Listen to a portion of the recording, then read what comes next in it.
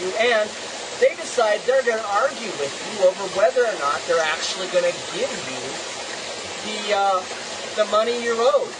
So go ahead and turn that light on, please, Mr. Cameraman. We don't want the light, it'll pull the battery. So what we need in order to have that balance right now in our own society is we need to go ahead and say, wait a second. For health care, universal single-payer health care. Why?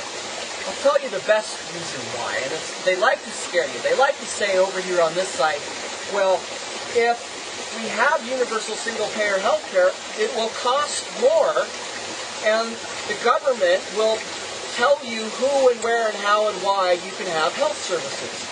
The actual truth is exactly the opposite. Right now we're paying for health care, and we don't get it, and people are getting rich by not giving it to us, right? And then on top of that, right, you got people who can't afford it.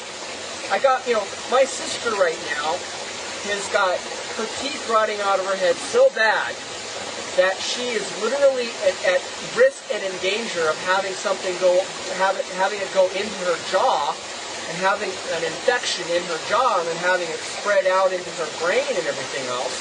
She can't get health care. I'm having to send my sister money I don't really have to have her teeth fixed because there is no net to catch her. And if there wasn't for me, she could literally be let die for having bad teeth in her head. That's crazy. There's people who have cancer who are dying because they can't get the things that would fix their problem, and instead of them getting what they're paying for with insurance and health care and everything else, they're paying for it and they're not receiving it. So the big lie that they like to tell you is it's going to cost more money. The truth is, universal single-payer health care is going to cost less money.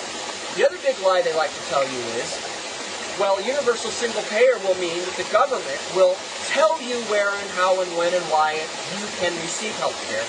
And that isn't, that's a good way to scare people, but it isn't necessarily, it isn't necessarily a true fact. In fact, you can have universal single-payer health care and still leave those decisions in the hands of the recipient of the health care. So, that's just an example, and it's one of many examples, but you might even go as far as labor, right? We are working in this country to the bone, to death. We are freaking working 60 hours, 70 hours a week, some people, barely bringing home enough money to pay for the rent, pay for the car, and pay for food, and pay for our kids, right? That's crazy. It is crazy for us to, when do you have a time to have a life when both parents are working full-time? And when both parents are working full-time, how can they raise their children right? How can they give their children what their children need in terms of present parents in the home? It's a big morass of problems that are created by the first problem of corporate oligarchy is getting away with treating human beings as nothing more than another commodity, right? This stuff has got to stop, okay? We need to give the power back to the people so that the people can stand up against corporate power. That's what real democracy is. Real democracy is we the people have the power. We the people can write the laws. We the people can decide for ourselves how things are going to go. Not government's going to tell us how it's going to be. Not corporations are going to force us into servitude. A lot of people like to say, oh, we have a democratic society. If that's so, stop paying taxes on your house. Stop paying taxes on your car. And see how quickly you end up homeless. Right? There's no way to live in this culture, in this society, unless you are a slave to the grind or already rich. if it was a true democratic society, you'd buy your house, you'd buy your land, you'd put your garden out back, you'd put your solar panel up on the roof, you know, get rid of all of those government-based utilities, and then you'd be done with it. You'd say, you know what, I don't want to work for anybody. All I want to do is work in my garden and be left alone. You can't do that. Why not? Why can't you just live your life in peace? Why can't you just buy your house, buy your land, and be done with it? And the answer is, it's all a con game. We're not living in a democratic society. We're living in a capitalist oligarchy, which intentionally creates a peasant undercaste, intentionally creates and maintains the problems of poverty, intentionally creates and maintains the problems of drugs. It's been proven multiple times now that the CIA is importing the drugs. The United States federal government brings the cocaine here directly to the inner cities. Why? Because they can make money doing it, and because it ensures that there will continue to be a peasant class. It's very simple.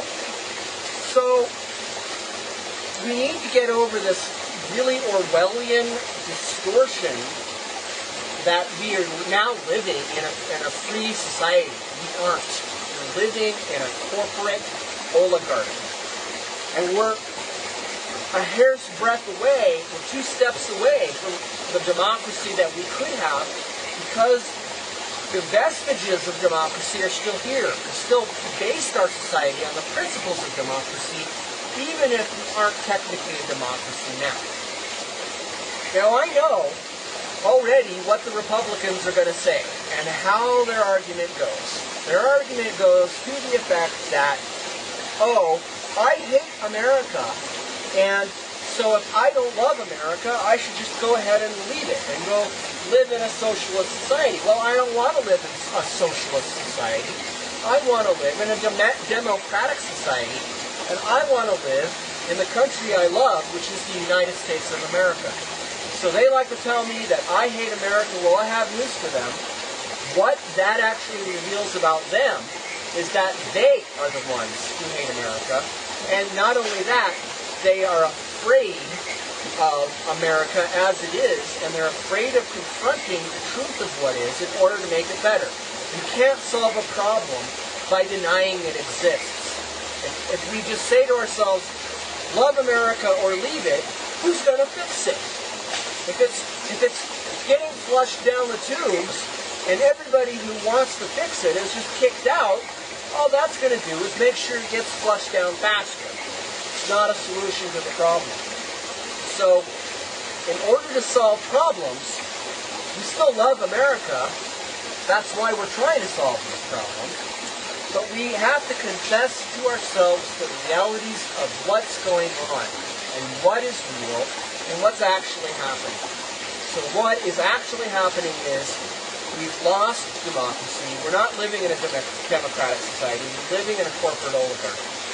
We can get back to democracy, but we're going to have to work for it. We're going to have to fight for it. And we're going to have to come together and work together to actually have democracy again.